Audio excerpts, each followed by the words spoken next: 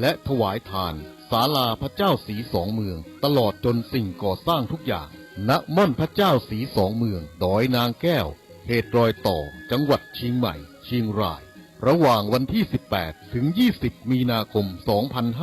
2565 เจ้าภาพการก่อสร้างโดยคุณแม่จันปองกิ่วแก้วพร้อมลูกหลานบริษัทเพชรอินทรีย์ทานสปอร์ตจำกัดบริษัทเขมรัฐทานสปอร์ตจำกัดและคณะศิษยานุศิษย์พระเดชพระคุณพระพรหมมงคลหลวงปู่ทองสิริมังคโร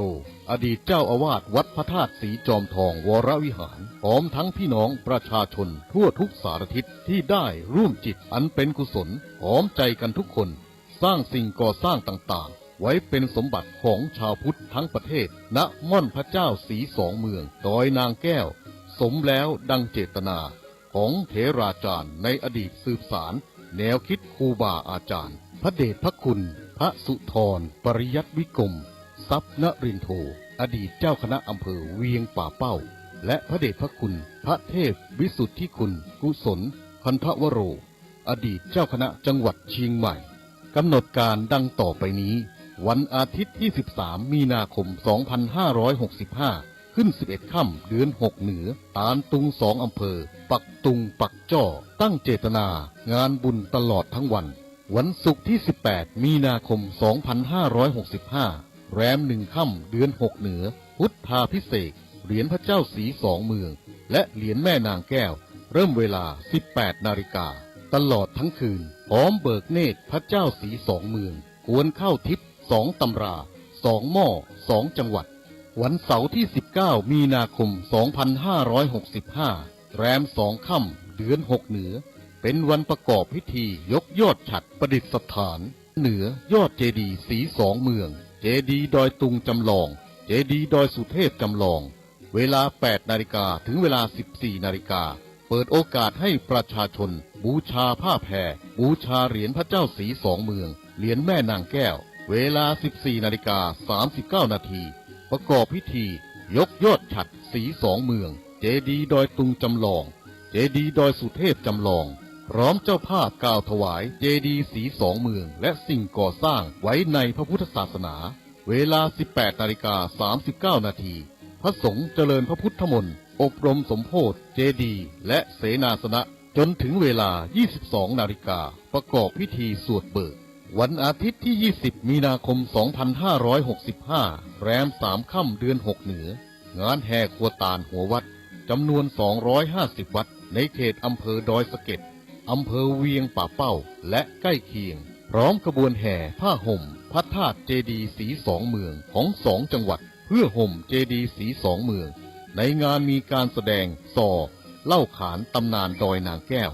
ประวัติการสร้างม่อนพระเจ้าศรีสองเมืองและยกยอครูบาอาจารย์ในอดีตที่ร่วมคิดร่วมสร้างจวบจนถึงปัจจุบันจากศิลปินล้านนามากมายกิจกรรมการแสดงทางด้านวัฒนธรรมล้านนาสมโภชตลอดทั้งวันในโอกาสนี้นั้นจึงขอเชิญชวนพ่อแม่พี่น้องพุทธศาสนิกชนทุกท่าน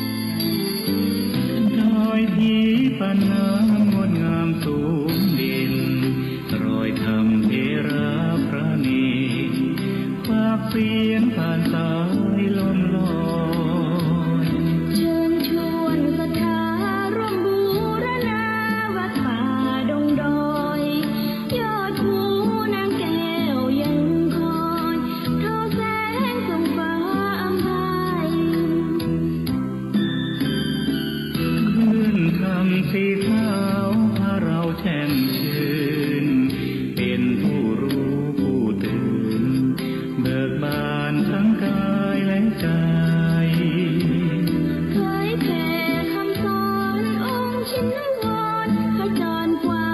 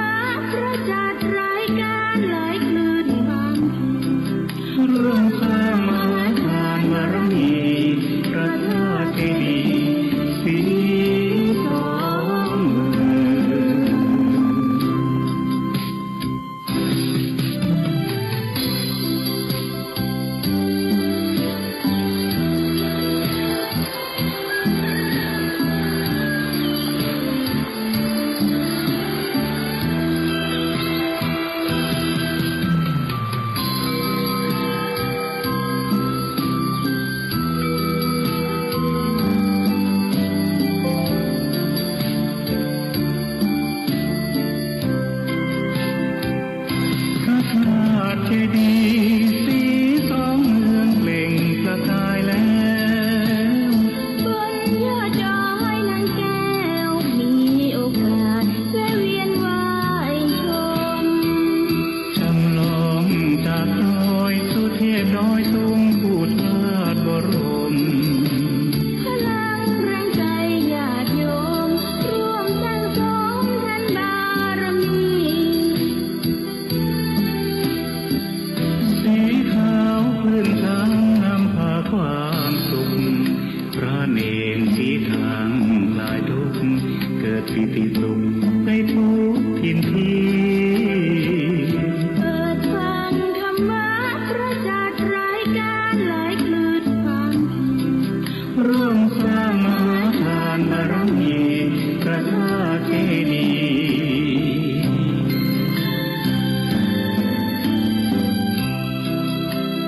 สีสองเมื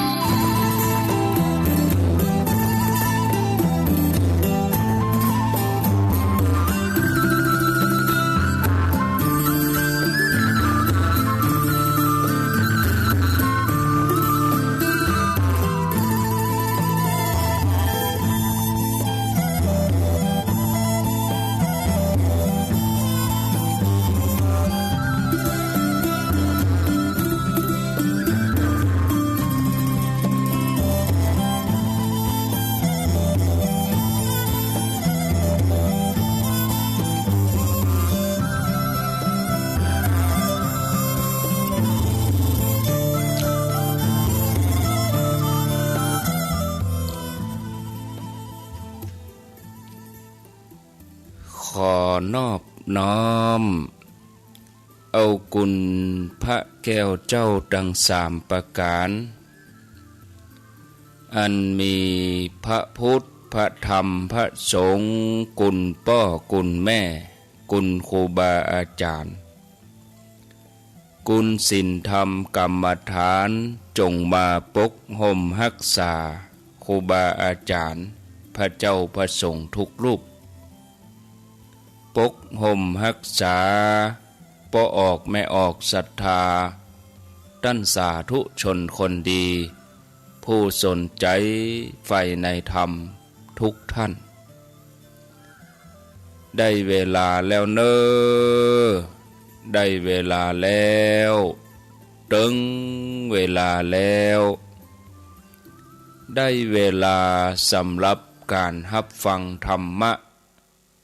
อันเป็นสาระประโยชน์ทางด้านพระพุทธศาสนาน้ำธรรมคำสอน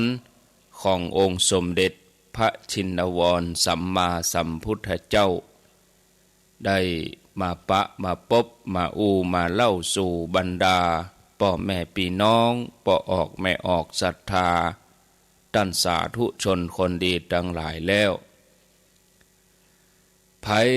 ที่ยังบ่ลุกก็เกียมตัวลุกมาได้แล้วเนอลุกมาได้แล้วตื่นมาได้แล้วหลับลุกเจ้ากินพักดังปายหลับลุกควายกินพักดังเก้าลุกเจ้าได้หลายลุกควายได้น้อยหลับลุกเจ้าเป็นเจ้าดังหลายหลับลุกควายป่าเฮือลูกหลานเป็นหนี้เป็นค่าเนอตื่นมาอย่าเนอลุกมาอย่าเนอลุกเนอลุกเนอลุกลุกลุกลุกลุกตื่นตื่นตื่นตื่นตื่นตื่นได้แล้วลุกได้แล้วญาติโยมท่านทั้งหลายลุกเจ้าตื่นตัวเจ้าบัวกับหันเยื่องนาพังพร้อมลุกควายบดตันหนตางกีดกอมก้าตัวบดตอมปุ่นอายจุงเก่งเข้าไว้อย่าไปเฮือขวายต่อหน้าสบาย จำไว้เน้อเจ้าจำไว้เน้อเจ้าอรุณสวัสดิ์ธรรมะสวัสดีสวัสดียามเจ้าศรัทธาญาติโยมท่านผู้ฟังยินดีต้อนรับเข้าสู่รุ่งอรุณวันใหม่ปะกันเจ้านี้เป็นเจ้าของวันพัดวันพฤหัสบดีวันที่3เดือนมีนาคมพุทธศักราช2565เวลาตี5กับ9นาทีวันนี้เป็นวันดีเนอะศรัทธาญาติโยมเป็นวันเดือน6ขึ้น1ค่ำเดือน6ออกวันนี้เดือน5ดับตะวาเดือน6นี่ก็แสดงว่าเข้าสู่หน้าร้อนอย่างเต็มรูปแบบเดือน6เดือน7ก็ปีใหม่เมืองแล้วเนาะศรัทธาญาติโยมทั้งหลาย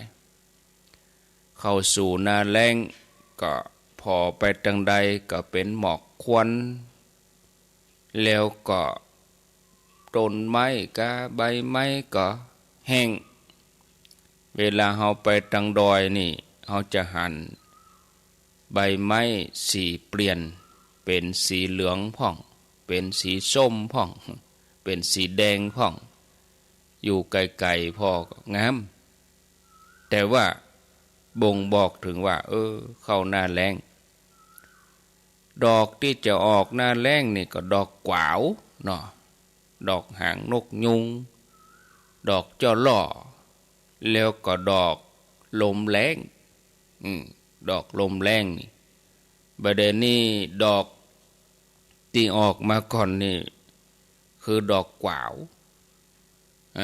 ถ้าเป็นละอ่อนนักเรียนถ้าเรียนหนังสือ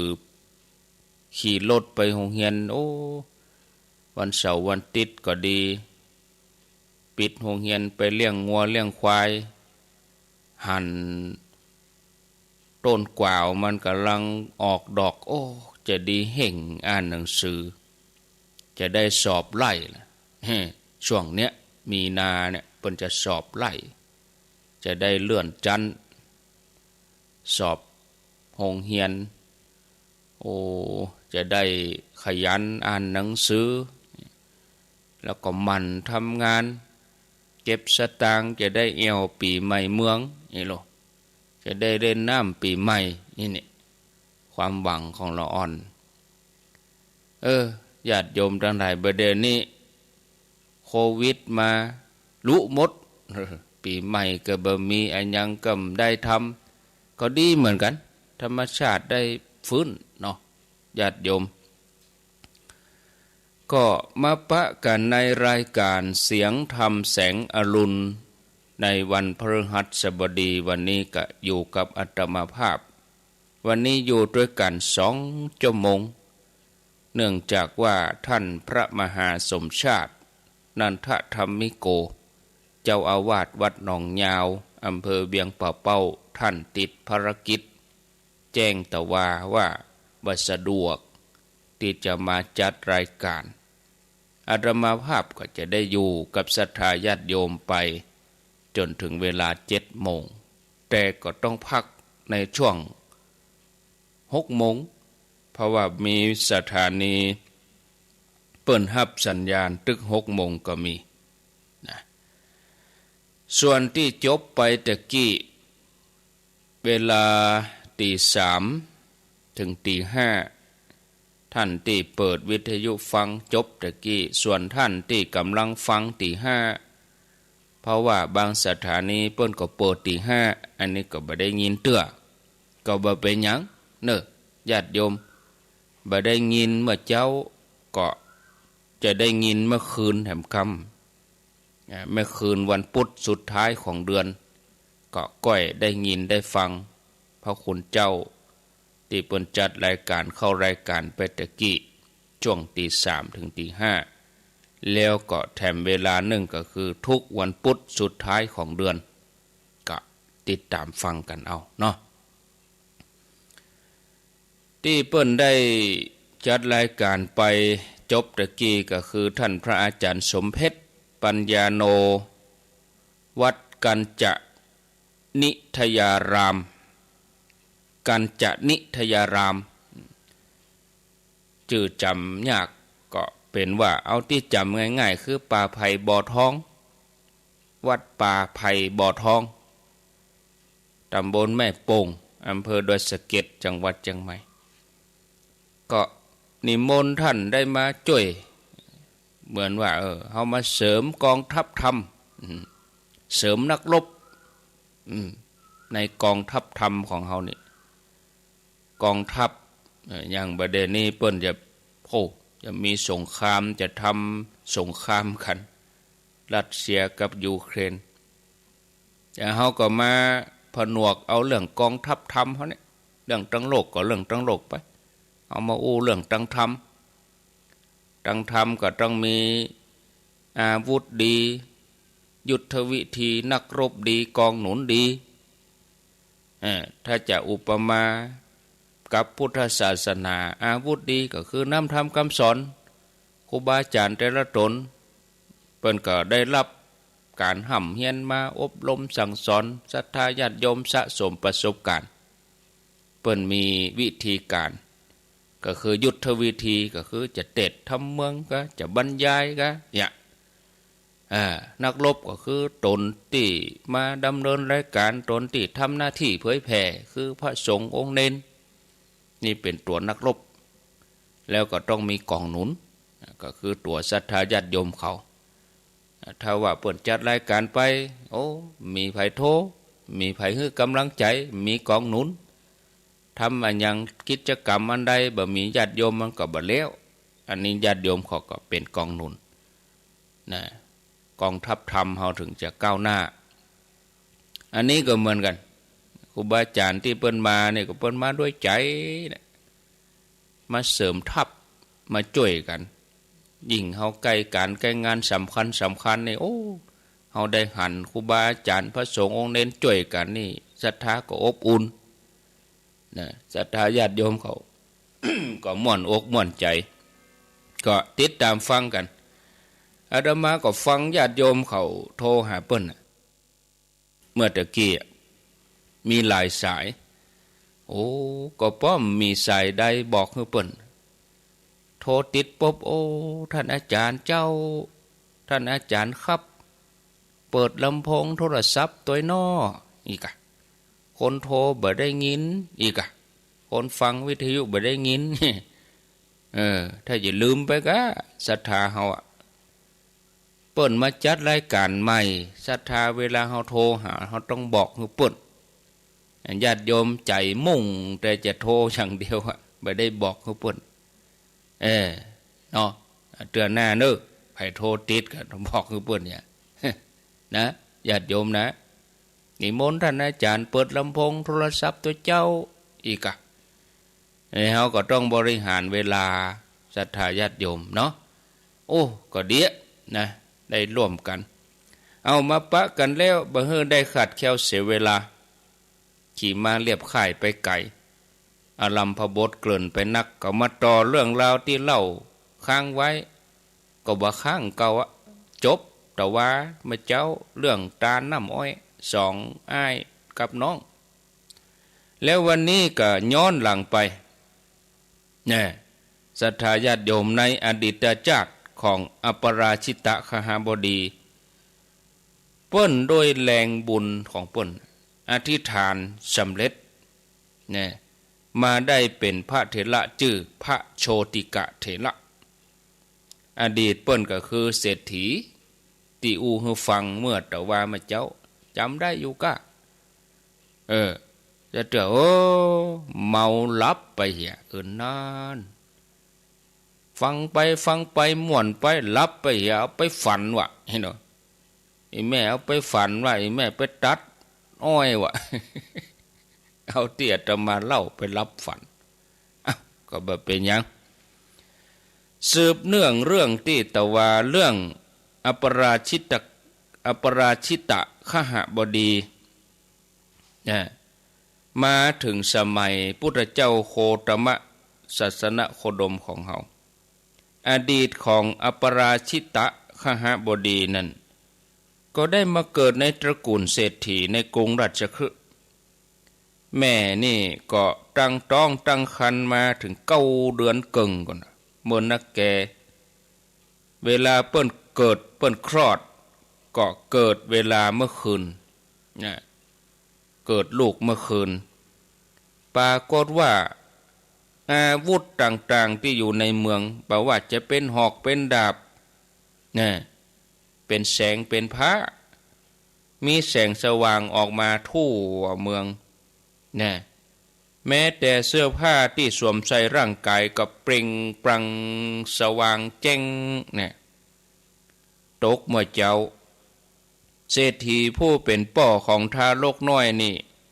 มีกำหนดที่จะต้องไปเข้าเฝ้าพระเจ้าพิมพิสารก็ได้จังหวะพอดีพญาเจ้าเมืองหานเศรษฐีและพญาเจ้าเมืองพระเจ้าพิมพิสารพระองค์ก็ตรัสถามว่าโอ้ท่านเศรษฐีแต่คืนนี้มีเหตุอัศจรรย์เกิดขึ้นอาวุธก็ดีเสื้อผ้าก็ดีเกิดแสงสว่างเปล่งแจ้งทั่วพระนครท่านเศรษฐีพอจะบอกได้ก็ว่าเหตุใดเป็นจะใดถึงเป็นอย่างนั้นเศรษฐีก็กราบทูลพระเจ้าพิมพิสารว่าข้าพระองค์ทรงทราบเหตุนั้นอยู่พญาเจ้าเมืองก็ถามว่าเกิดเหตุอะไรอย่างกาท่านเศรษฐี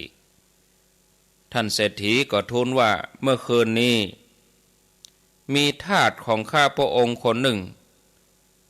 เกิดในบ้านในเฮือนของข้าพระองค์เด็กน้อยคนนั้นคงจะมีเดชมีบุญอาวุธก็ดีเสื้อผ้าก็ดีมีแสงสว่างทั่วพระนครพระเจ้าข้าพญาเจ้าเมืองก็ถามว่าเด็กน้อยคนนั้นจะเป็นโจรกะเศรษฐีเศรษฐีก็กราบทูลว่าบ่ใช่โจรพระเจ้าข้าเขาบ่ใช่โจรแต่เป็นคนมีบุญได้สั่งสมบุญมานักได้สั่งสมบุญมาตลอดพระเจ้าข้าพระเจ้าบิมบิสารเปิ้นฟัง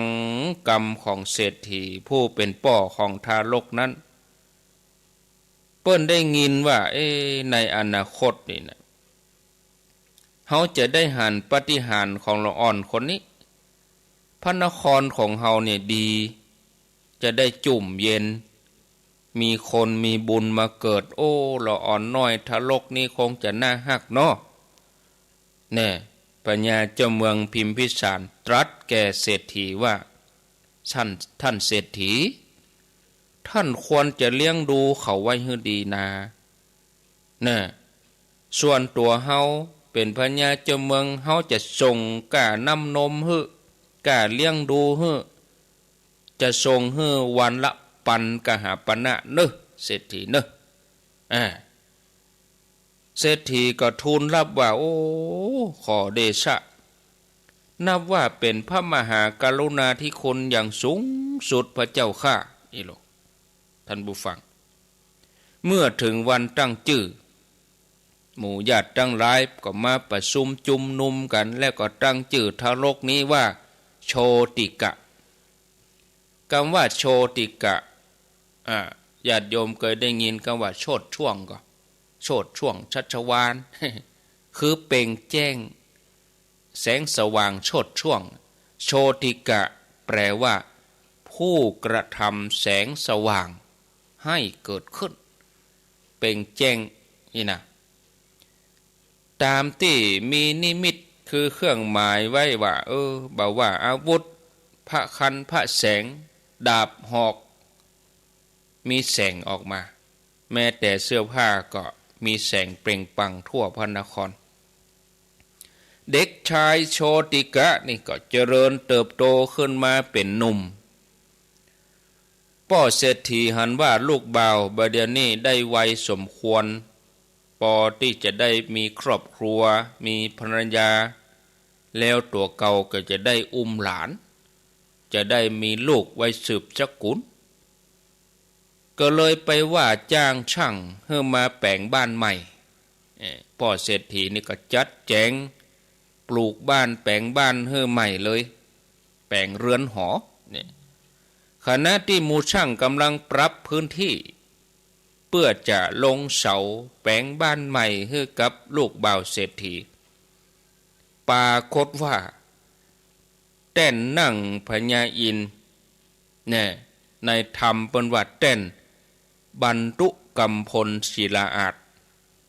คืออาจนี่คือตีนั่งของท้าวสักกะเทวราชก็คือตีนั่งของพญาอินทร์ฮ้อนขึ้นมาพญาอินทร์ก็ว่าไผมาปังเป็งปารมี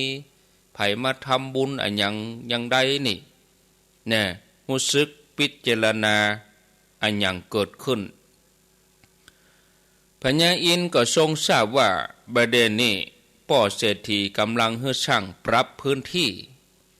เพื่อที่ว่าจะแปลงบ้านให้กับนายโชติกะพญาอินทร์ก็ดำริว่าโชติกะคนเนี้ยเป็นคนมีบุญเปิ้นนักบ่ควรที่จะอยู่ในบ้านที่มนุษย์สร้างฮื้อเฮาเป็นใหญ่ในสวรรค์ตัวเฮาคือท้าวสักกะเทวราชพญาอินทร์เฮาจะไปที่หั่นแล้วเฮาจะเป็นเนรมิตปราสาทให้โชติกะได้อยู่ได้อาศัยพญาอินทร์ก็แปลงตัวมากะแถลงตัวเป็นช่างไม้แล้วก็มาถามมูสลาที่กำลังขุดเสากำลังแปลงเสาปกเสากำลังแปลงบ้านอยู่หั่น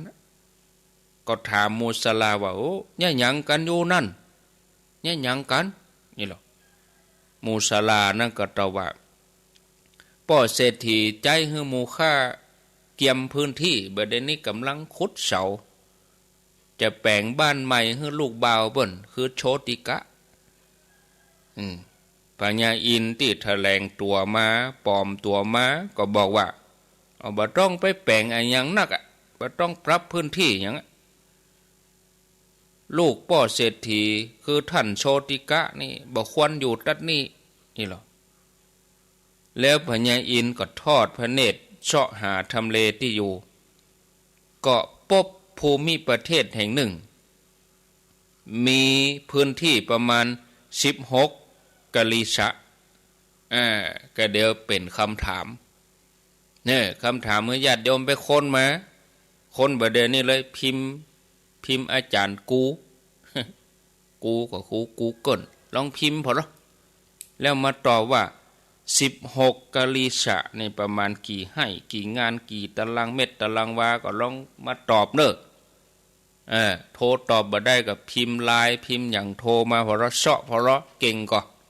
เสาะมาละก็ว่าไผ่หู้ไผ่เคยได้ยินได้ฟังครูบาอาจารย์มาแล้วลองตอบมาเนอะแต่บ่เดียวบ่ต้องโทรบ่ต้องอย่างเตื้อคือไปเสาะเอาก่อนพญาอินทร์ก็ได้ทำเลมีพื้นที่ประมาณ16กะลีสะคำว่ากะลีสะคือกอไก่รอเรือสระอีสอเสือสระอะกะลีสะมีประมาณกี่ให้กี่งานก็กระเดียวบอกคือกำเนิดปัญญาอินเปิ้นก็ใจเทวานุภาพคือฤทธิของเปิ้นเนี่ยคือพื้นที่นั่นเนี่ยเป็นภูมิประเทศเป็นภูมิภาคเหมือนกับวงกสิณญาติโยมวงกสิณญาติโยมลองนึกเอาวงแหวนล้อมรอบดาวเสาร์นี่นะญาติโยมลองนึกอย่างนั้นเป็นวงแล้วก็เนรมิตปราสาทสูง7 ชั้นปราสาทรัตนแก้ว7 ชั้นพุทธขึ้นมาจากพื้นดินสูงตระหง่านกลางพื้นที่ตึงหมด16กะลีสะจากนั้นก็เนรมิตกำแพงแถมกำแพงรัตนแก้ว7 ประการล้อมปราสาทไว้7 ชั้น แต่ละจันกำแพงก็เป็นจันมีซุ้มประตูผ่านเข้าออกเพียงประตู1ประตูฉะนั้นกำแพง7จันก็มี7ประตูนั่นพอทะลุกันหมดนะพอสมมติว่าเฮากำแพงมี7จันเนาะแล้วเฮายืนประตูแรกพอเข้าไปทางในประตูซ้อนน้อยไปแต่เวลาเฮาเตียวเข้าไปก็ใหญ่ขึ้นเนี่ยแต่เวลาเฮายืนอยู่ตรงนอกพอประตูมันก็น้อยเข้าไปในพุ่นก็ซ้อนกันถึง7จันแต่เวลาเฮาเตียวเข้าไปผ่านประตูแรกโอ้ประตูที่2ก็ใหญ่เหมาะประตูที่3ก็ใหญ่เหมาะอย่ามันไปอีกนะโดยฤทธิโดยเดชของพญาอินทร์ก็เนรมิตต้นกัลปะพฤกษ์ขึ้นตังในของกำแพงจันในสุดแล้วก็เนรมิตขุมทรัพย์4ขุมพุทธขึ้นมา4มุมของปราสาทขุมทรัพย์แต่ละขุมนั่นเนี่ยญาติโยมอะไรขุมที่1มีขนาดกว้างยาวลึก1โยชน์นี่ก็16กิโลกันนะขุมที่2ก็ขนาด3คาวุธเมื่อไปจะได้คาวุธก็ถามคุณมหาถามลุงนานเขาว่า1คาวุธเท่ากับเท่าไหร่1คาวุธนี่เท่ากับงัวห้องอีกวะนับเอางัวห้อง3ตัวงัวห้อง1คาวุธอันนี้3คาวุธ3เจนขุมที่3ก็เกิงโยชน์ขุมที่4ก็1คาวุธกำแพงหัวปราสาทมีซุ้มสำหรับผ่านเข้าออกไปมาแล้วก็มียักษ์แถม7ตนดอกรักษาอารักขาประจำนี่ญาติโยม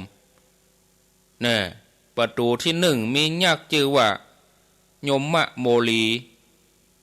บ่ใช่มีตนเดียวนะยักษ์ตนนี่มีบริวารแถมปันตนนี่ประตูที่2มียักษ์ชื่อว่าอุปละมีบริวาร2ปันประตูที่3ยักษ์ชื่อว่าวชิระมีบริวาร3ปันประตูที่4มียักษ์ชื่อว่าวชิระพาหุมีบริวาร4ปันประตูที่5ยักษ์ชื่อว่าสักกตะมีบริวาร5ปันประตูที่6ยักษ์ชื่อว่าสักกะตัทธะมีบริวาร6ปันประตูที่7มียักษ์ชื่อว่าทิสามุขะมีบริวาร7ปันก็เลี้ยงไปตามนั้นยิ่งประตูจันในเข้ายักษ์ก็มีนักดังนอกมีปันประตู1ก็1ปันประตู2ก็2ปันอีกนะศรัทธาญาติโยมแล้วปัญญาอินก็เมื่อเปิ้นเนรมิตปราสาทแล้วเปิ้นก็แสดงตนแก่เศรษฐีแสดงตนแก่นายโชติกะทรงทำความเข้าใจกับถึง2คนแล้วโชติกะก็เข้าอยู่อาศัยในปราสาทนั้นต่อมาพญาเจ้าเมืองพระเจ้าพิมพิสารทรงทราบจากอามาตย์ว่าได้เกิดปราสาทหลังใหญ่พุทธขึ้นมาจากแผ่นดินเพื่อให้นายโชติกะได้อยู่อาศัยพระเจ้าพิมพิสารสอบสวนแล้วก็ทราบว่าทรัพย์เหล่านั้นเป็นของเขาพญาเจ้าเมืองก็เลยพระราชทานชัดตำแหน่งเศรษฐีให้เขาตั้งชื่อทำไมว่าโชติกะเศรษฐีสมัยนั้นญาติโยมทั้งหลายอดีตภรรยาของโชติกะเศรษฐีที่เคยทำบุญกันมาในปางก่อนก็มาเกิดเป็นมนุษย์เหมือนกันแต่อยู่คนละเมืองอดีตภรรยานี่ไปเกิดที่ปุ่นอุตรกุลุทวีปปุ่นดาวสกเทวราชเปิ้นก็ฮู้แล้วก็ฮื้อเทวดาไปนำตัวมาก่อนจะมาอดีตภรรยานางนี่ก็ยิบข้าวสารมา1 ธนานนี่ก็จะได้ความรู้ใน1 ธนานนี่มีประมาณเท่าใดกี่ลิตร กี่ถังธนานหนึ่งเนี่ยยิบคงเหมือนนักกะถ้ากำถ้าย่อมนี่จะนักอันนี้ยิบมา1ธนานแล้วก็เอาก้อนหินเรืองแสงมา3ก้อนเอาแก้วมณีที่ทำให้แสงสว่างเกิดขึ้นมาแถมจำนวน1โชติกะเศรษฐีก็ได้อยู่กับภรรยาที่มีชื่อว่าสัตุลกายาดำรงชีพอยู่ด้วยข้าวสารอาศัยก้อนหินที่มีแสงนั่นน่ะหุงข้าวบ่ต้องมีแก๊สบ่ต้องมีไฟเอาก้อนหินเรืองแสงนั่นน่ะเวลาจะนึ่งข้าวจะหุงข้าวทำอย่างกะเอาไปยองก้อนหินน่ะก็เดี๋ยวก็อุ่นเดี๋ยวก็ฮ้อนเดือดบดอะไรล่ะถ้าปลดออกมาก้อนหินนั้นก็ดับไปบอกโอ้อัตโนมัติเลยนี่แต่ญาติโยมทั้งหลายอันนี้เป็นก้อนหินเทวดาเนาะคือว่าเมื่อเทเข้าลงใส่ในธนานลงในหม้อหุงข้าวเนี่ยก็จะมีข้าวสารมาอยู่เต็มธนานนั่นเหมือนเก่าเนี่ยนี่ญาติโยมทั้งหลายก้อนหินเรืองแสงนี่ก็พวกเขาตั้งแบบก้อนเสา3ก้อนแบบเตาไฟยกหม้อเข้าวางก้อนหินนี่แสงออกมาเข้าสุกปลดออกก้อนหินดับฮิโลญาติโยมทั้งหลายเป็นอย่างนี้โอ้จะปรุงอาหารก็ดีจะหุงข้าวก็ดีก็สะดวกสบายนะเปิ้นว่าถ้าว่าเอาล้อเอาเกวียนมา100 เล่ม100 กันแล้วก็เทข้าวสารในธนานลงใส่ในล้อหมู่นั้นล้อก็จะเต็มทุกกันทุกเล่มทุกกันทุกเกวียนโดยที่ในธนานนั้นก็ยังมีข้าวสารอยู่เหมือนปกติก็แสดงว่าในธนานหรือว่าในถังนั้นเข้าบ่มีมดเลยว่ะญาติโยมวันนี้จกออกกำก็มีหั่นอย่างเก่าถ้าเอาล้อมา100 กันเรียงกันหั่นยกเอาธนานเทใส่ล้อจนเต็มกู้กันก็ยังมีหั่นอย่างเก่าว่าจะนี้ตกเมื่อคืนก็บ่ต้องมาจุดเตียนจุดอย่างเพราะมีแสงสว่างจากแก้วมณีที่ผู้เป็นภรรยานำติดตัวมาด้วยข่าวที่ตั้นโชติกะเศรษฐีกับภรรยามีทรัพย์สมบัติเป็นสมบัติทิพย์ก็แผ่กระจายไปทั่วชมพูทวีปคนทั้งหลายก็หลั่งไหลมาเอี่ยวมาพ่อปราสาทมาชมปราสาทบขาดสายตึงเมื่อวันเมื่อคืนเศรษฐีกับภรรยาก็จัดแจงให้คนใจตั้งลงทานเลี้ยงข้าวป่นน่ะภรรยาเอาข้าวสารลูกอุตรกุรุทวีปมาหรอเลี้ยงดูกันตั้งลงทานแจกลงทานให้กับคนที่มาเอี่ยวมาชมไปมาปอก็ประกาศให้คนมารับของแจกเสื้อผ้าอาภรณ์แล้วก็เอาไปห้อยเต็มหมู่ต้นกันละประพฤกษ์ให้คนตั้งหลายยิบติดมือไปตวยนอกจากนั้นเศรษฐีก็ยังให้เปิดที่ฝั่งขุมทรัพย์ไว้อยู่4 มุมนั่นน่ะแล้วประกาศบอกว่าโอ้ท่านทั้งหลายที่เข้ามาในปราสาทที่บ้านเฮานะท่านทั้งหลายสามารถหยิบถือเอาทรัพย์ไปตวยได้เลยเอาไปดำรงชีพซึ่งเมื่อเจ้าบ้านทั้งหลายเจ้าชมพูทวีปป้ากันมาแล้วก็นำทรัพย์ไปทรัพย์นั้นก็บ่มีพร่องเลยศรัทธาญาติโยมบ่มีลดมาบ่มีทรัพย์นั้นลดลงแม้แต่องคุลีคือแม้แต่นิ้วเดียวก็บ่ลดลงนะทรัพย์สินที่เป็นของโชติกะเศรษฐีบอกว่าจะเป็นปราสาทต้นกัลปพฤกษ์ขุมทรัพย์ทั้งหลายเปิ้นบอกว่าเป็นผลเกิดจากการที่ตั้นโชติกะเศรษฐีได้สร้างพระคันธกุฏีถวายพุทธเจ้าปัจเจกพุทธเจ้าองค์อื่นพุทธเจ้าวิปัสสีแล้วได้โปรยรัตนะ7 อย่างรอบ คันธกุฏีของพระพุทธเจ้าวิปัสสีแน่พระเจ้าพิมพิสารเปิ้นก็ฮู้ข่าวว่าโชติกาเศรษฐีมีสมบัติพุทธจากแผ่นดินมาเมินแล้วพระองค์ก็ทรงดำริว่าเด็กน้อยคนนั้นที่เคยทำให้อาวุธมีแสงแจ้งทั่วเมืองตัวเฮาก็จ่ายเงินให้เลี้ยงดูวันละ1,000 กหปณะบัดเดี๋ยวนี้บุญที่เขาทำไว้ปรากฏแก่เขาเจ้าบ้านเจ้าเมืองคำว่าเปล่งแจ้งรุ่งเรืองคือคนหลั่งไหลกันจิตใจนั่นแหละเปล่งแจ้งไปกินไปทานม่วนใจยิ้มแย้มแจ่มใสเนี่ยมันแจ้งอย่างอี้มันไม่แจ้งเหมือนเฮาเปิดไฟแต่มันแจ้งตังไหนนะโอ้ปัญญาเจ้าเมืองเฮาควรจะไปเยี่ยมวะขดโทษท่านผู้ฟังตามลักนี่ปัญญาเจ้าเมืองพิมพิสารในเปิ้นยิ่งใหญ่สามารถสั่งเข้าเฝ้าได้แต่พระองค์ปรารถนา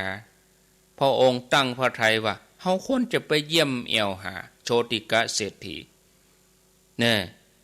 แต่ว่าพญาเจ้าเมืองก็ยังบ่มีโอกาสจะได้ไปเตื้อเพราะว่าคนทั้งหลายลังไหลกันไปถึงวันต่อแถวกันเป็นเส้นเป็นสายศรัทธาญาติโยมทั้งหลายมาเล่าถึงตอนนี้คงจะบ่จบญาติโยมเนาะเอาตามเวลาอาตมาจะเล่าไปแถม10 นาทีเพราะว่ามีรายชื่อจะต้องอ่านแถม10 นาทีถ้าบัดตันก็จะได้นั่นก็ไปต่อวันอื่นนี่แต่วันพุธนี่อาตมามีเตื้อนะวันพุธนี่มีเตื้อวันพุธวันศุกร์ก็ตี 3 ถึงตี 5ก็ตุลงยองเหมือนเดิมส่วนตี 5 ถึง 6 โมงก็จะมีพระคุณเจ้ารูปใหม่เปิ้นอยู่วัดพระพุทธบาทตักผ้าอาตมาถวายเวลาเปิ้นตี 5 ถึง 6 โมงแล้วก็ทุกวันพุธต้นเดือน20 นาฬิกาถึง 22 นาฬิกาตะคืนก็เสียดายอาตมาก็ไปอยู่ท่านเปิ้นก็เตรียมตั๋วละเพราะว่าเป็นพุธต้นเดือนอาตมาไปแสดงธรรมที่วัดท่าการปุ่นเหียก็เลยเฮือเน้นลักแตนเอาเป็นหยังแจ้งเปิ้นบอกเปิ้นแล้วก้อยเอาวันพุธที่9วันพุธที่9ของเดือนเอาอีน่ะญาติโยมทั้งหลายเนาะวันพุธก็ฟังพระคุณเจ้ารูปใหม่ความจริงเพิ่นก็จัดรายการของเปิ้นตลอด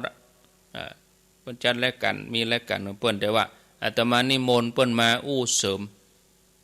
อย่างจากว่าเปิ้นเคยร่วมงานกับท่านอาจารย์เจ้าคุณมหาทรัพย์ท่านเจ้าคุณพระสุนทรปริยัติวิกรมวัดป่างิ้วเปิ้นเป็นศิษย์วัดป่างิ้วเป็นศิษย์อาจารย์ทรัพย์เป็นศิษย์พระบาทตักผ้าเปิ้นเป็นคน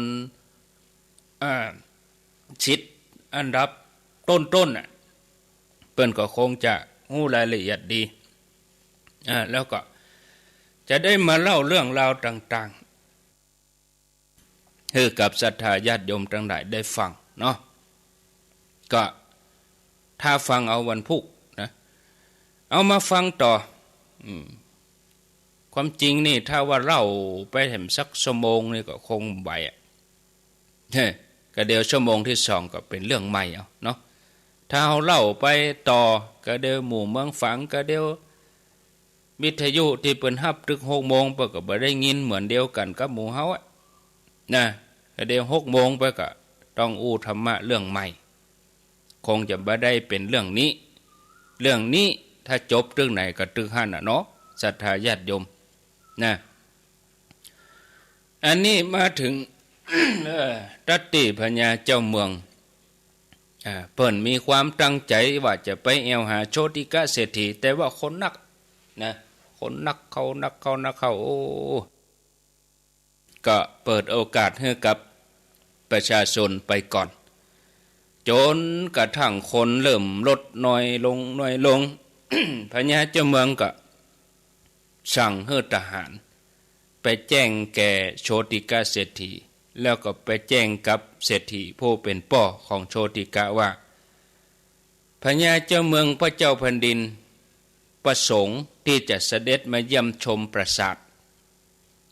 ผู้เป็นพ่อก็ไปแจ้งให้ลูกบ่าวให้ทราบให้ฮู้ถึงวันที่พระเจ้าพิมพิสารเสด็จมาพระองค์ก็เสด็จมาตั้งแต่เจ้าตรู่ก็เวลาก็ถ้าจะมองเยอะเนาะตี5-6 โมงนี่แหละเปิ้นบ่ได้มาพระองค์เดียวเปิ้นมากับพระโอรสญาติโยมจำพระโอรสของพระเจ้าพิมพิสารได้ก็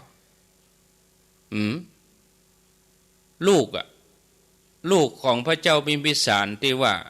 เอาป้อไปขังแล้วก็สั่งให้ทหารเอามีดไปกรีดเท้า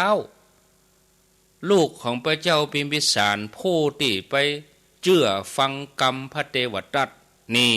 ก็จะมีเรื่องของพระเทวทัตกับเรื่องของโอรสพระเจ้าพิมพิสารเข้ามาม่วนไปติ๊กอย่าโยมนึกได้ก่อว่าลูกหรือว่าพระโอรสของพระเจ้าพิมพิสารนั้นมีนามว่าใดชื่อว่าใดนึกได้ก่อผู้นี้มีชื่อว่าอาชาติศัตรูนั่นญาติโยมคุ้นหูก็พระเจ้าอาชาติศัตรูหรือว่าเจ้าชายอาชาติศัตรูราชกุมารเป็นพระโอรสของพระเจ้าพิมพิสารก็ไปตัวนะไปตัวแล้วใครได้ของพวกนั่น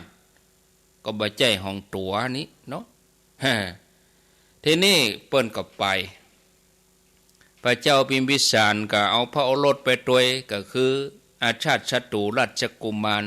พร้อมกับทหารทั้งหลายไปจำนวนนักแหละญาติโยมก็ไปถึงประตูแรกนางตาสีคนใจแม่หญิงทำหน้าที่กวดเพี้ยวต่างๆแล้วก็มีหน้าที่ที่จะต้องได้ล้างมือล้างเท้าจุดคัดกรอง ประตูแรกเนี่ยแล้วก็พญาเจ้าเมืองต้องยื่นมือนะยื่นมือคนใจต้องล้างต้องหยั่งเท้าต่างๆล้างเท้าล้างหยั่งล้างมือเนี่ยทีนี้ก็นางตาสีทำหน้าที่กวาดเพี้ยวขยะยื่นมือให้พญาเจ้าเมืองทรงจับเนี่ยพญาเจ้าเมืองพระองค์มีความเข้าใจว่าแม่หญิงคนนี้คงจะเป็นภรรยาเศรษฐีเนี่ยพญาเจ้าเมืองก็บัจับนางตาสีที่อยู่ประจำประตูถึง7 ประตูต่างก็ยื่นมือให้พญาเจ้าเมืองทรงจับคือจุดคัดกรองล้างมือล้างหยังแล้วก็จับมือเพื่อจะนำเดินเข้าไปประตูแต่ละชั้นแต่พระเจ้าพิมพิสารเปิ้นบัจับนะเปิ้นก็คือว่าอันนี้คงจะเป็นภรรยาป้อเศรษฐีเอาบัจับเนี่ยเพราะเข้าใจเข้าพระทัยว่าอันนี้เป็นภรรยาของโชติกาเศรษฐีเมื่อเสด็จไปถึงคันไดปราสาทโชติกาเศรษฐีก็ยืนรอรับเสด็จอยู่แล้วก็เข้าไปถวายบังคมแล้วก็ขยับตัวออกมาไปยืนด้านหลังพระราชาแล้วก็กราบทูลว่าขอเดชะตัวข้าพระองค์ขอกราบขอบพระคุณในเมตตาของพระองค์ได้มาเสด็จมาเยี่ยมมาเอี่ยวบ้านหม่อมฉันแล้วก็ข้าพระองค์ขอให้พระองค์เสด็จนำหน้าไปอีหลป้อเศรษฐีโชติกะก็ไปอยู่ตั้งหลังพญาเจ้าเมืองเปิ้นให้พญาเจ้าเมืองนำหน้าพญาเจ้าเมืองก็ก้มพอที่พื้นโอ้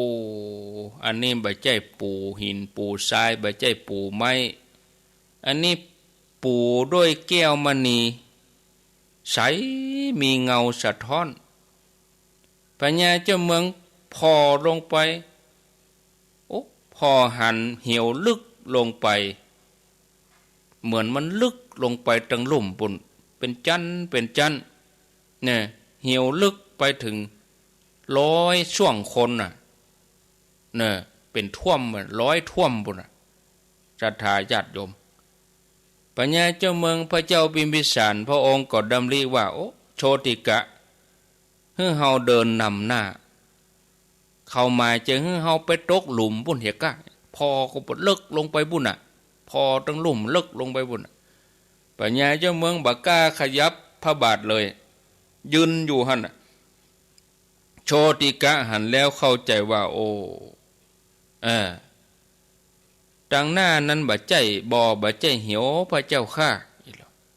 แต่ว่าอันนั้นเป็นปืนแก้วมณีถ้าเฮาพอไปตั้งหลุมเนี่ยจะเหมือนว่าเป็นบ่อลึกลงไปเป็นชั้นฉะนั้นข้าพระองค์ขอ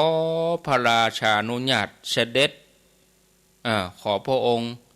จงอนุญาตให้นำเสด็จเน้อพระเจ้าข้าอีหลอ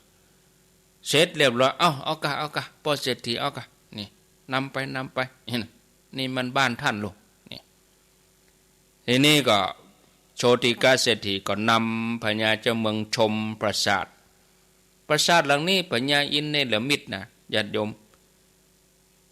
ถึงอย่างนั้นพญาเจ้าเมืองพระเจ้าพิมพิสารก็ย่ำบ่วางพระทัยย่ำไว้ใจแต่เตียวประกบขาบ่ขยกพอไปถึงหลุมมันเลิกลงไปหลุมบนน่ะที่จริงนั่นเป็นแก้วมณีพอมันเลิกลงไปก็เลยเฮาเตียวตามรอยเท้ารอยตีนโชติกาเศรษฐีปลอดภัยกว่าเศรษฐีเตียวนี่เขาย่ำโดยห้อยตีนญาติโยมทั้งหลายส่วนอาชาติศัตรูราชกุมารก็เกิดความเกรงใจทีนี้ก็จับนิ้วของพ่อแล้วก็ตัวเสด็จไปอาชาติศัตรูราชกุมารก็มาดำริว่าโอ้เสด็จพ่อของเฮานี่ทำบัดถูกพ่อเฮานี่ยะบัดถูกเป็นถึงพญาเจ้าเมืองมีทรัพย์สมบัติมากมายแต่กลับบ่อยู่แต่ว่าเป็นจะได้มาอยู่ที่อย่างนี้ที่ทำจากไม้ขหบดีเศรษฐีคนนี้อายุน้อยได้อยู่ปราสาทรัตน7อย่างถ้าเฮาได้เป็นพญาเจ้าเมืองเมื่อใดเฮาจะไล่เศรษฐีคนนี้ออกจากบ้านเฮาจะยึดเฮาจะมาอยู่เต็นวันใดวันหนึ่งก่อนอินลูกศรัทธาญาติโยมทั้งหลายมาอู้ถึงตอนนี้เวลาก็หมดลงไปนานท่านผู้ฟังทั้งหลายกำลังม่วนถึงม่วนยังใดก็เวลาบ่พอตอน2นี่ก็คงจะเป็นวันจันทร์บุญเสียละกาเนาะวันนี้วันพัดวันศุกร์ก็บ่มีวันเสาร์ก็ไม่มีวันอาทิตย์ก็ไม่ได้ฉะนั้นย้ายไปจำไว้นึกจำไว้แล้วก็ไปปะกันแถมกรรมก็วันจันทร์เวลาเดียวกันนี้เนาะเอาขออนุญาตอ่านชื่อแถม7-8 นาทีถ้าตันก็ตันถ้าบัดตันก็ขออภัยอ่านไปอย่างเวยแม่บุญปันจันที่มาบ้านกลางจอมตองปะตะวาที่สันไก่แจ้ร่วมทำบุญมา100 บาทแม่ทาจันที่มาเน้ออันนี้บ้านหลวงจอมตองสันไก่แจ้100 บาทเป็นร่วมบุญกันหลายฟังตึงวันสันบะมื่นแม่หอยก็มีอยู่กูห่ออีนะนายประสิทธิ์นางศรีไมรินอนุโมทนาป่อมีแม่มุนนันตาบุญป่อมีแม่มุนนันตาบุญเน้อรวมทำบุญจะได้ก็ไปเอวเน้อตีดอยนางแก้วไปได้ตั้งแต่วันที่13เป็นต้นไป13 มีนานี่อาตมาอยู่ปุ้นแล้วอยู่ถึงเช้าไปวันใดก็ได้จะไปวันที่เปิ่นยกชัดก็ไปวันที่18จะไปวันตานตุงก็ไปวันที่13จะไปร่วมนอนร่วมพุทธาภิเษกเบิกเนตรก็ไป18จะไปแห่ขวดตาลแห่ผ้าห่มพระธาตุแห่ผ้าห่มพระก็ไปวันที่20ลวดไปพอซอโดยอีนะป้อนานสมบูรณ์แม่สีนวล100 บาทนางสาวบุญธิดาเตจะ 100ร่วมทำบุญคันใดอยู่กูห่อหมู่ชาวเอสปอปันพิระคำแม่คำน้อยพิระคำปอติบแม่เหรียญดินใจอยู่เมืองกลางแม่บุตรทองก้อนสิงกูห่อสามัคคีป่อหลวงประเสริฐแม่คำล่าทองก้อนสิงป่อนันเหลาแม่เปี้ยยาณโสอยู่ตาดมื่นนายสิงคำนางสุแก้วสุเปียงกูห่อนางสาวสิริรัตน์อุ่นใจปินแม่พิมพ์เท้าวะในบ้านดงหลวงพี่น้องบ้านดงหลวงร่วมกันมานี่แถมป่อบุญทองแม่แก้วตาคำมาตาแม่คำเตปินป่อทอนแม่มุนเปะปันสุกป่อนายสีองค์นางนนทนุชบุญมาดงบ้านน้ำตกแม่กลางศรัทธาแม่ตุ้มแก้วมาเป็นศรัทธาโดยแก้ว100 บาทนายทองอินแม่น้อยแก้วอินถาอยู่บ้านดงหลวงป่อเนตรแม่บุญศรีร้านก๋วยเตี๋ยวตาลิงตาลิงคือมันเขายื้อพอปุ้นโอ้มันม่วนกะพอไปตรงลมมันตาลิงอ่ะมันเป็นตาลิงลงไปปอดันแม่แก้วนันโตแล้วก็รวมศรัทธา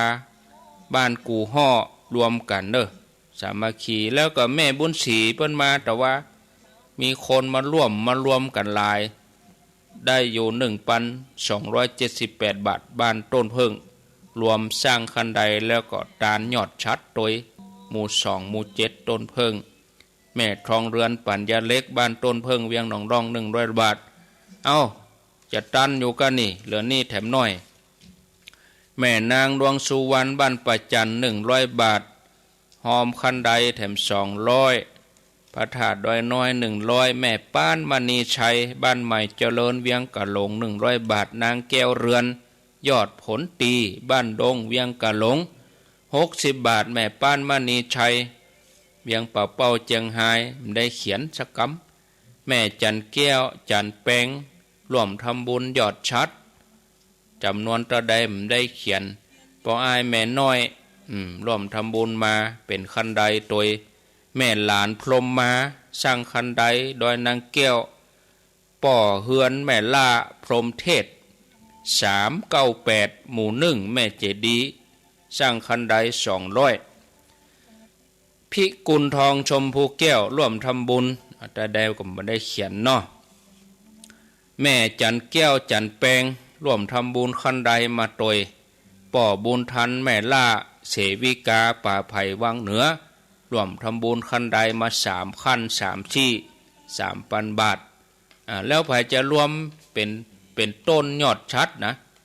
ยอดชัดนี่ก็รวมกันเนอะตึงมดตึงหมู่10 บาทชาวบาทคนเฒ่าคนแก่ละอ่อนก็ห้อมได้ยอดชัดนี่เป็นศูนย์รวมใจทุกคนเลยนะห้อมกันบ่ใช่เป็นของไผคนใดคนหนึ่งบ่ใช่เป็นของคนเดียวเป็นของทุกคนไปหมดตึงหมู่ตึงเมืองเชียงใหม่เมืองเชียงไฮ้ลำปางร่วมกันตึงหมดตึงมวลนี่เนอะหลังวันที่13ไปก่อนวันที่อาตมาอยู่โดยนางแก้วนะอยู่ปุ้นก็จะเน้นเรื่องร่วมบุญยอดชัดอย่างเดียวแต่ช่วงนี้ญาติโยมเขาก็จะทำมาได้ก็ทำไปช่วงนี้เขาแป่งขั้นใดกันเนาะแล้วก็ตุงนี่ก็วันพุกวันฮือก่อนเด้อจะได้มาบอกขึ้นญาติโยมเขาไผ่ที่จะตานตุงเอาไปตานคนเดียวก็ได้โอ้แล้วเสาล้อห่ออย่างไงเปิ้นเอาขนาดสูงต่อได้แล้วเขาจะมัดอย่างไรได้ถ้าว่า